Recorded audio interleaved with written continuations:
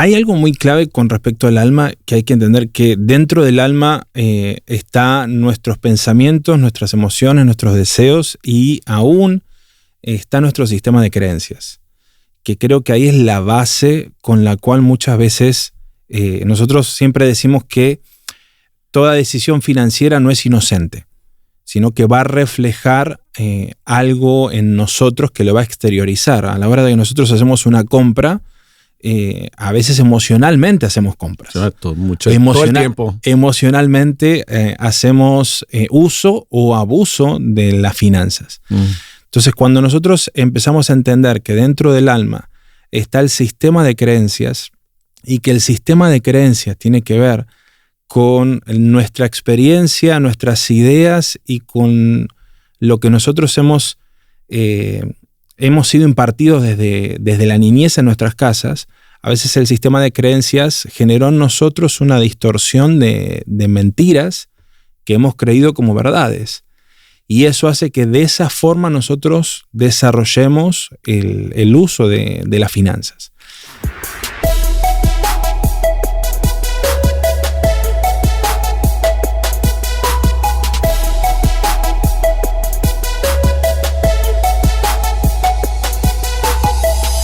Hola familia, bienvenidos una vez más a este Wado Podcast. Estamos muy contentos porque creo yo que empieza el desenlace de la historia, porque tengo hoy como invitado y en los próximos episodios al autor intelectual que puso una semilla para que este personaje hablara de finanzas, porque siempre dije que a mí me hablaba el Dios de los nombres, no el Dios de los números.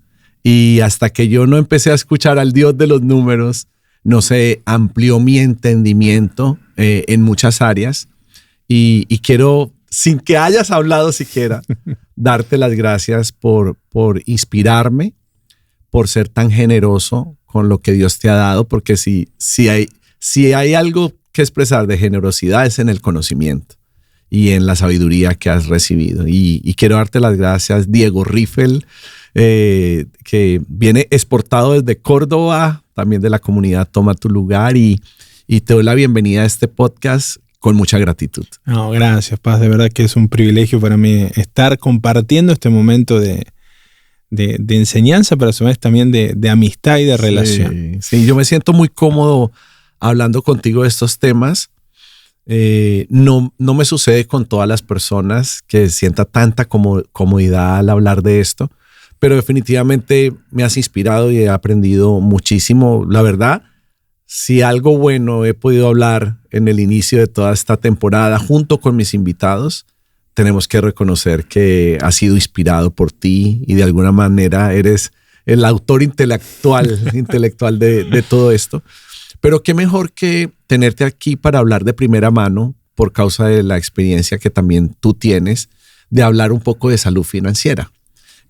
¿Cómo vino en ti ese concepto de salud financiera? ¿Cómo empezó a desarrollarse en los Riffel? Cuando nosotros, hace ya 5 años, fue pre-pandemia, creo que fue un año antes de pandemia, en el cual el Señor nos empezó a hablar de cómo desarrollar. Hay algo que nosotros siempre hemos tenido, que era el poder brindar herramientas financieras a las personas.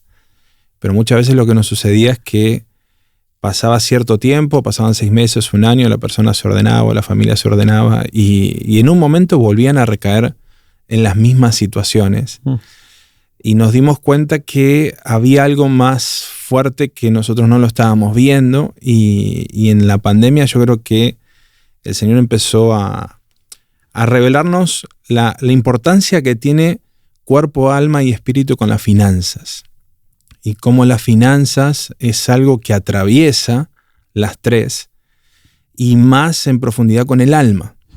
Y entendimos que la salud financiera no tiene que ver con no tener deudas y estar al día con nuestros pagos y tener un ahorro en una cuenta de banco, sino tiene que ver con que desde adentro nuestro no estemos en plenitud con lo que el Señor está desarrollando en nosotros, y a su vez que haya un entendimiento completo de lo que son las finanzas y la importancia que el alma tiene.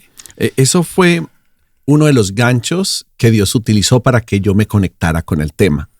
Porque claro, usualmente o lo que es más conocido son herramientas para salir de deudas, que hay que tener ahorrado 3 meses de tu vida para poder ser un cristiano maduro, que habla como de lo superficial específicamente. Y en todos esos recursos uno aprende, porque yo he aprendido algo que aprendí, es que uno no puede pretender pagar la deuda más grande sin haber pagado la pequeña, que se empiezan a pagar las deudas pequeñas para terminar pagando la deuda grande. Por lo menos eso es lo que yo aprendí y escuché por ahí. Pero este punto que tú dices me empezó a conectar porque me conectó a las escrituras cuando dice que el Dios de paz, ¿verdad?, los haga santos en todos los aspectos. Y obviamente habla del alma, del espíritu y habla del cuerpo, pero tú estás hablando de la importancia del alma. Y creo que este fue uno de los aspectos que a mí más hizo encender mi corazón, porque he ido entendiendo y aprendiendo lo que es el cuidado corporal, que tiene que ver con la alimentación, tiene que ver con el ejercicio, tiene que ver con lo que ves, con lo que oyes. Obviamente entiendo lo que es el cuidado del espíritu, vivir de acuerdo a la palabra de Dios, a los principios, a todo lo que Dios nos marca para poder tener una vida espiritual digna de Él, alineada a Él, para poder vivir el reino de los cielos, una cultura de reino. Pero a mí el tema del alma me empezó a llamar muchísimo más la atención y de alguna manera me empezó a confrontar con muchas cosas, porque empecé a entender que si yo no comprendo el estado de mi alma, hay muchas cosas que no se van a empezar a alinear. Y quiero decirte que no he terminado mi búsqueda, pero estoy en medio de una búsqueda de poder alinear mi alma realmente a lo que esta escritura dice. Entonces, ¿por qué no nos ayudas a los que estamos quizás empezando en este camino, los que tenemos un interés en ordenar diferentes aspectos de nuestra vida, incluidas las finanzas? ¿Cómo el alma actúa? ¿Cómo el alma opera? ¿Qué tenemos que velar en el alma para poder empezar a alinearnos con el corazón de Dios? Hay algo muy clave con respecto al alma que hay que entender, que dentro del alma están nuestros pensamientos, nuestras emociones, nuestros deseos y aún está nuestro sistema de creencias, que creo que ahí es la base con la cual muchas veces nosotros siempre decimos que toda decisión financiera no es inocente, sino que va a reflejar algo en nosotros que lo va a exteriorizar. A la hora de que nosotros hacemos una compra, a veces emocionalmente hacemos compras. Exacto, todo el tiempo. Emocionalmente hacemos uso o abuso de las finanzas. Entonces, cuando nosotros empezamos a entender que dentro del alma está el sistema de creencias y que el sistema de creencias tiene que ver con nuestra experiencia, nuestras ideas y con lo que nosotros hemos sido impartidos desde la niñez en nuestras casas, a veces el sistema de creencias generó en nosotros una distorsión de mentiras que hemos creído como verdades. Y eso hace que de esa forma nosotros desarrollemos el uso de las finanzas. Y algo que nosotros hemos visto mucho, que hay una frase que se usa mucho en Argentina que dice que un nene se quema con leche y ve la vaca y llora. Sí, claro. Y eso tiene que ver a veces con, o sea, es un refrán, pero la realidad es que muchas veces tiene que ver con nuestro sistema de creencias. Muchos nos ha pasado que en la infancia hemos tenido una situación con un perro y creemos que todos los perros son malos. Claro. En el cómo nosotros hemos sido desarrollados desde nuestra concepción y en los primeros años hace que muchas veces hay ciertas cosas que se desarrollan de una manera distorsionada. Ejemplo, si en casa no hubo un padre, hay ciertas cosas, hubo un padre presente, o no estuvo un padre, sino que mamá hizo de papá y mamá a la vez. Claro. Hay una gran posibilidad que esa persona, si no se encontró con la paternidad de Dios, a la hora de que es grande, es muy difícil que la revelación de Dios como proveedor se revele internamente. Porque claro, muchos de nosotros a veces vamos a cualquiera de nuestras reuniones y decimos, Dios es nuestro proveedor, amén. automáticamente. Pero una cosa es decirlo, otra cosa es creerlo y otra cosa es vivirlo. Claro. Son tres fases totalmente diferentes. Alguien con esas características que acabas de mencionar es una persona que difícilmente va a poder liberarse de una desconfianza y de un temor. Y de una autosuficiencia. Entonces, lo que va a suceder muchas veces es que esa persona que papá no estuvo y que la protección y la provisión no estuvo presente en mi infancia, yo voy a creer de que muchas cosas voy a tener que hacerlo por mí mismo. Por ende, voy a decir que Dios es mi proveedor, pero por otro lado voy a creer que si yo no hago las cosas, nadie me va a salvar. Entonces, a la hora de interactuar con las finanzas, yo creo que Dios es proveedor, pero muchas cosas, las finanzas las manejo yo. ¿Qué tal ayúdate que yo te voy a ayudar? Ayúdate que yo te ayudaré. Entonces, se centra de alguna manera en que el primer impulso lo damos nosotros. Y si bien es cierto que para poder ver un establecimiento de las finanzas tiene que haber primeramente orden, y quien tiene que tomar la decisión de adquirir orden es uno mismo, entendemos que cualquier provisión solamente puede venir de Él. Él es la fuente de toda riqueza y tenemos que reconocer que Él es la fuente. ¿Y cómo hace el cristiano hoy en día? Porque creo que la realidad del cristiano en Sudamérica, en Centroamérica, en Norteamérica, más o menos viene a ser la misma. Hay un mundo que tiene un estilo, hay un mundo que marca las pautas, hay un mundo que tiene muchos modelos, pero el gran desafío de nosotros es no imitar las costumbres de este mundo. ¿Qué es lo que tenemos que imitar? ¿Cómo podemos empezarnos a alinear con lo que realmente Dios quiere para nosotros en este tema? Creo que la primera base es nosotros encontrarnos con ese Dios Padre. Muy bien. Y con la revelación de que Dios es nuestro proveedor. Creo que esa para mí es una de las claves que nosotros siempre trabajamos con la gente. Esa es la base fundamental, la paternidad. Es que esa verdad se imparta en nosotros y que lo empezamos a vivir en el día a día. Yo creo que si como iglesia latinoamericana nosotros no entendemos de que Dios es nuestro proveedor, hay ciertas cosas que no van a suceder. Y Génesis 22 es muy lindo porque en Génesis 22 es la primera vez que aparece que Dios se manifiesta como proveedor, Jehová Jireh. Y es muy lindo el proceso en el cual es la primera vez que aparece la palabra adoración, no tiene nada que ver con música, en Génesis 22:5. Y la adoración tiene que ver con un acto de obediencia. Y por medio de la adoración y la obediencia, Dios se manifiesta como proveedor. Entonces, ¿cómo Dios conecta con nosotros? Primero, que la adoración no solamente es lo que desarrollamos en medio de una canción, claro, sino que hay una obediencia, y la obediencia tiene que ver con estirarnos en fe de que Dios es nuestro proveedor. Y muchas veces nosotros lo que nos vemos de una u otra manera en el día a día desafiados es en creer que Dios está en el control del asunto. Y muchas veces lo que nos vemos desafiados es decir, bueno, como si no sabemos si Dios está, entonces lo vamos a resolver nosotros. Claro que sí.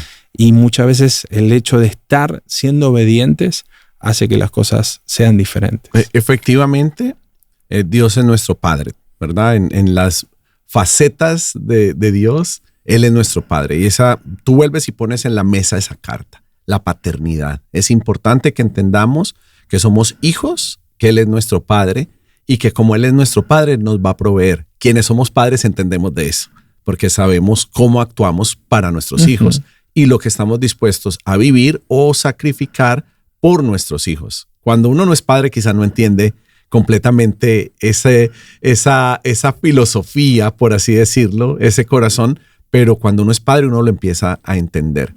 Eso quiere decir que el Padre viene y empieza a sustituir en nuestro pensamiento mentiras que de pronto han sido establecidas por causa de nuestro origen, de nuestro entorno.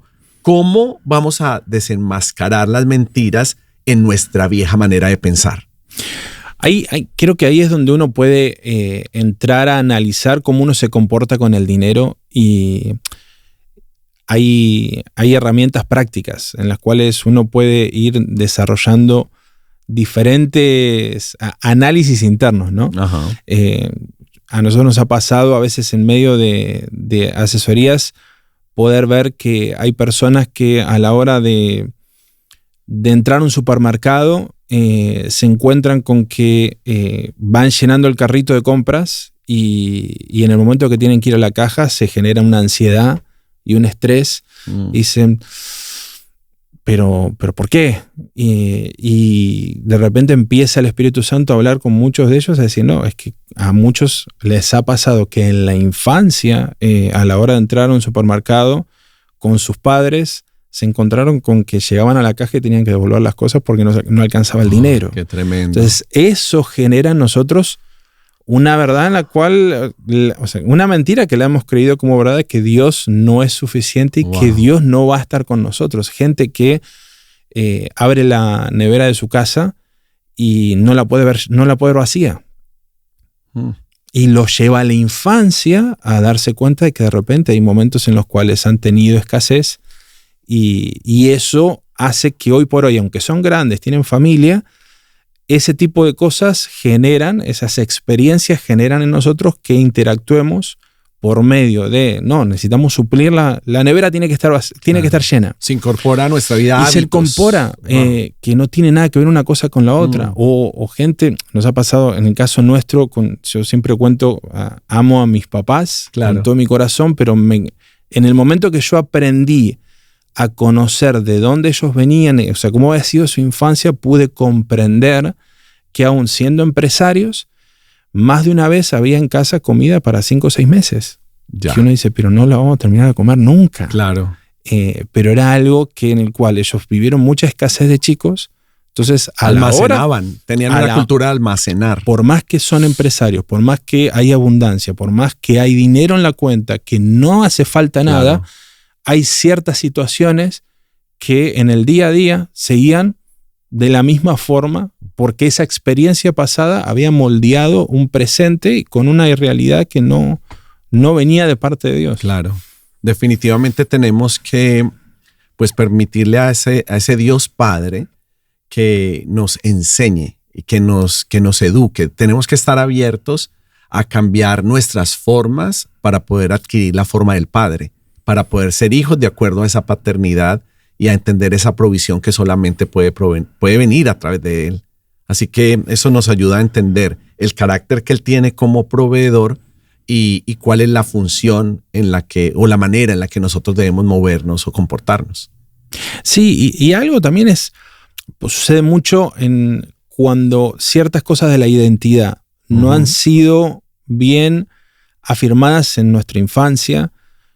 Hay gente que a la hora de ser adultos y de encontrarse con la administración del dinero termina gastando lo último en un montón de cosas, aún en tecnología, o el último celular, o el último computadora, o lo último de esto, simplemente por una necesidad de aceptación que ni siquiera... hay gente que empieza a contraer deudas simplemente por mantener un estatus social, porque el estatus social cree que por medio del estatus social le va a generar identidad. Ya. Sin entender que ya al ser hijos de Dios nos está dando una base de identidad en la cual hay un montón de cosas que no necesitamos el extra de alrededor para poder ser alguien. Maravilloso. Vuelve y poneles en la mesa la paternidad de Dios. Ajá. Creo que este es un excelente abrebocas para que nuestros oyentes, nuestra audiencia, pueda estar muy atento en las próximas semanas a esta serie de podcasts, porque vamos a estar hablando también del espíritu de pobreza, vamos a estar hablando del mamón y vamos a estar hablando de algunos principios que nos van a ayudar a encaminar en una salud financiera, en lo que Dios realmente ha planificado para nosotros desde la eternidad. Así que te doy gracias de nuevo por aceptar esta invitación, y a toda nuestra audiencia les pedimos que se mantengan conectados, porque la próxima semana vamos a continuar con Diego Riffel y el podcast de Wado.